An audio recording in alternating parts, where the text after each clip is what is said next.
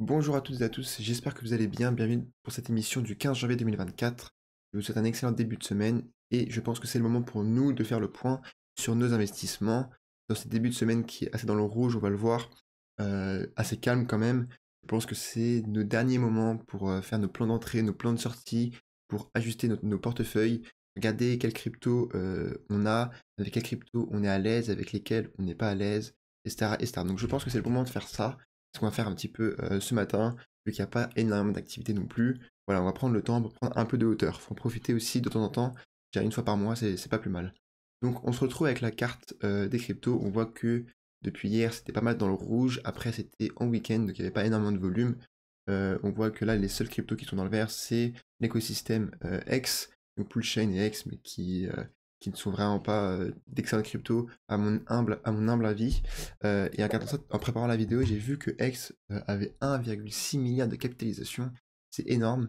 Ben, je pense que c'est comme Tao, même si c'est presque 40% plus que Tao. Donc ça me conforte dans mon choix et dans mes investissements.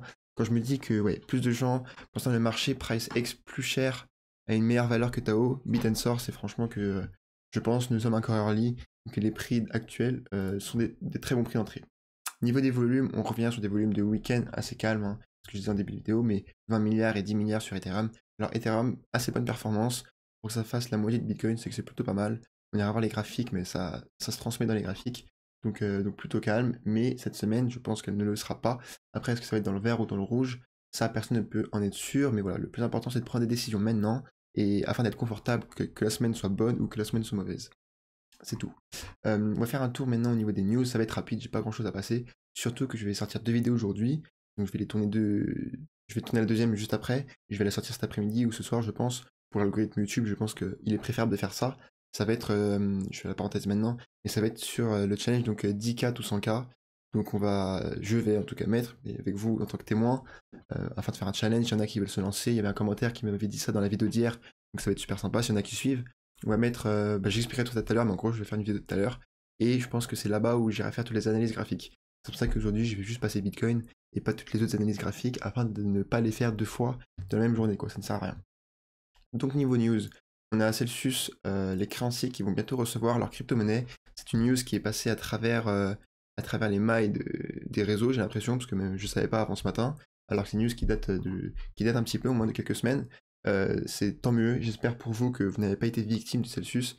C'est pour ça que moi, je suis pas trop fan de staking dans ce genre d'entreprise, parce qu'on sait jamais ce qui peut arriver, et j'ai clairement pas envie de risquer 100% de mon capital pour essayer, entre guillemets, de gratter 5-6% par an, même si c'est énorme, même un peu plus, on va dire 8% par an, même si c'est énorme. Franchement, je mets pas en risque tout mon capital.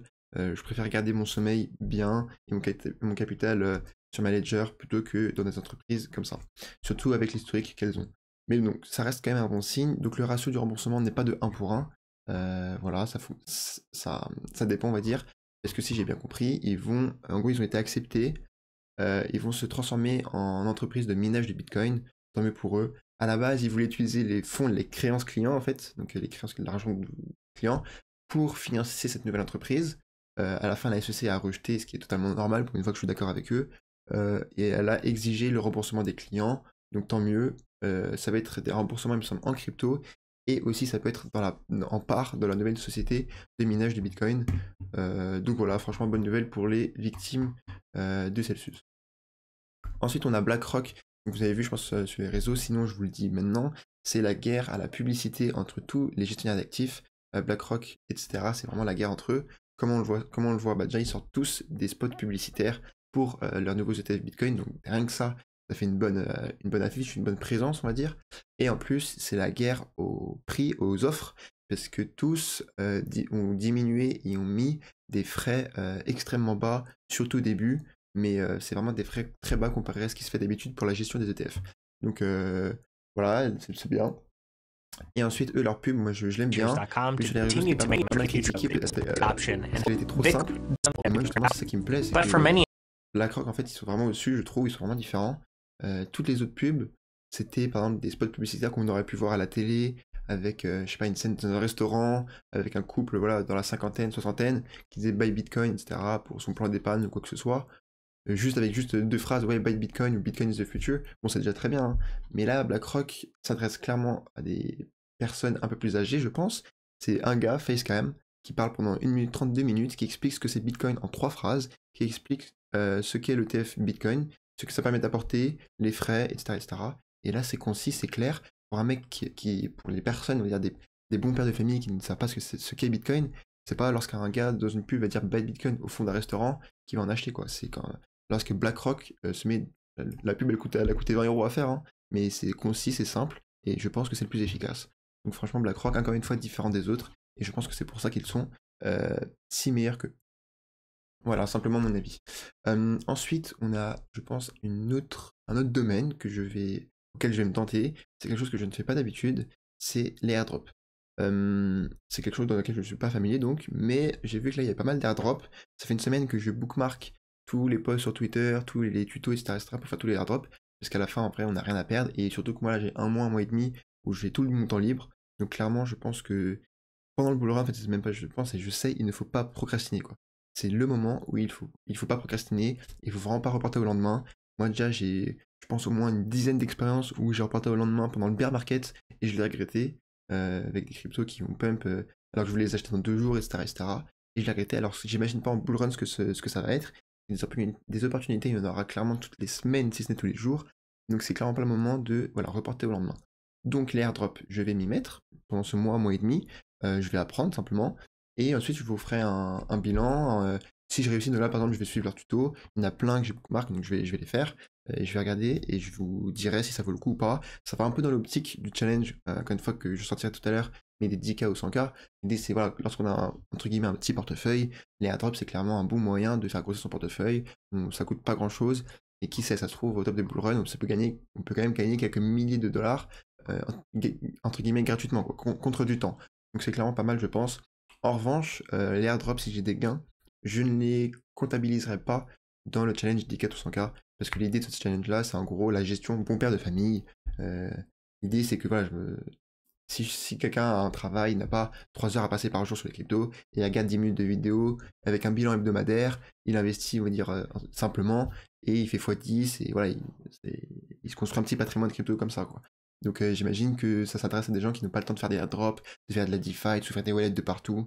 Donc je ne le comptabiliserai pas là-dedans, mais ça reste quand même une bonne expérience, et ça peut être des montants intéressants à prendre. Ensuite, homme qu'on a un peu oublié aussi, on parle pas beaucoup de lui, plus beaucoup de lui, mais c'est je sais pas comment, le fondateur de Terra Luna, quoi, qui sera jugé sans doute en mars, c'est ça, aux États-Unis, alors qu'à la base il ne devait pas être extrait, je sais pas comment on dit ça en français, bref, à la fin il ne devait pas être jugé aux États-Unis, pour répondre d'une fraude à 40 milliards de dollars, donc il va clairement prendre très cher comme FTX, et c'est normal.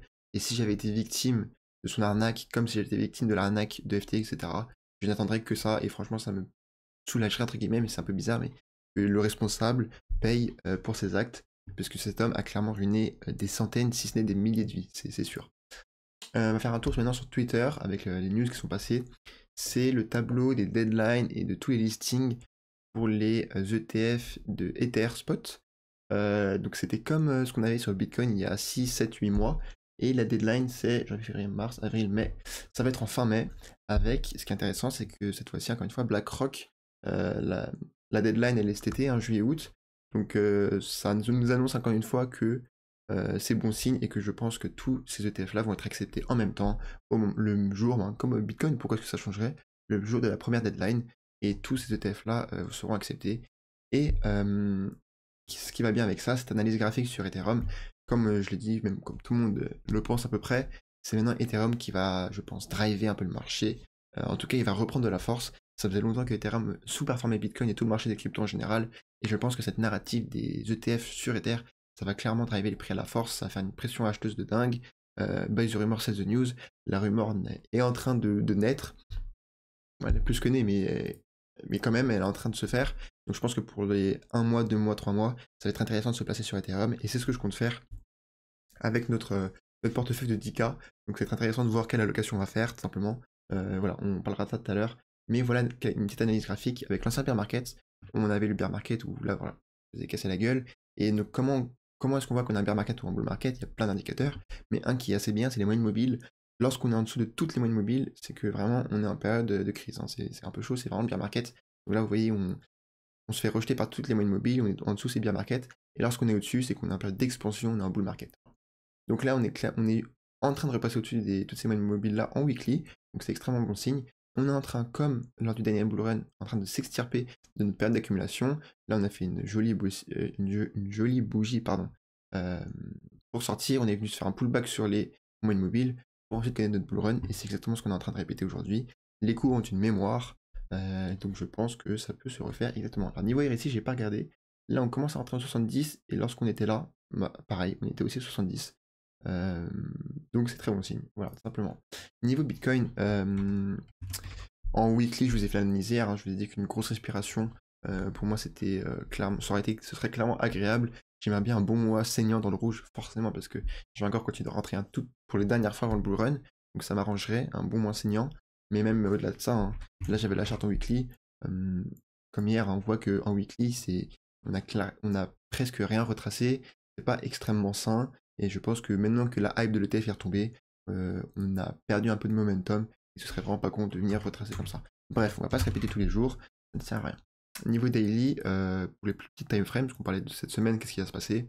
Franchement, on vient d'intégrer un range, c'est possible qu'on range comme ça encore pendant, encore une fois, 2-3 mois, hein, le temps du halving, avec des petits fake out un peu de partout, mais en gros, voilà, on attend le halving, et on attend le début du bull run. Lorsqu'on sera vraiment dans le vrai bull run où tout pètera, on le sentira, il y aura la alt season, on est prêt, et là c'est les derniers préparatifs. En attendant ce moment, il ne faut pas se précipiter. Plus on l'attend, plus plus il aura de saveur, tout simplement. Donc voilà, on a réintégré le range. Je pense pas qu'on ait la force pour aller péter les 50 000 $, clairement. Donc on va dire sur le moyen terme, le court terme je sais pas, mais on va dire court moyen terme, je suis plutôt bearish. Voilà, le marché se doit de respirer un petit peu, respirer avec tous les RSI en weekly, surtout Bitcoin. La hype des ETF est passée, et pour vraiment que l'impact des ETF se fasse sentir sur le cours du Bitcoin, je pense qu'il faut au moins 5-6 mois pour que vraiment la demande des institutionnels se fasse vraiment ressortir sur les prix. C'est vraiment 5 à 6 mois. Pour l'instant, on va dire c'est entre guillemets que de la hype. Donc voilà tout pour aujourd'hui. Je suis content, j'ai fait assez court. J'espère que vous avez apprécié. Si c'est le cas, n'hésitez pas à vous abonner, à mettre un petit pouce bleu. Et je vous dis à ce soir pour la vidéo challenge de 10K à 100K. Ciao, ciao.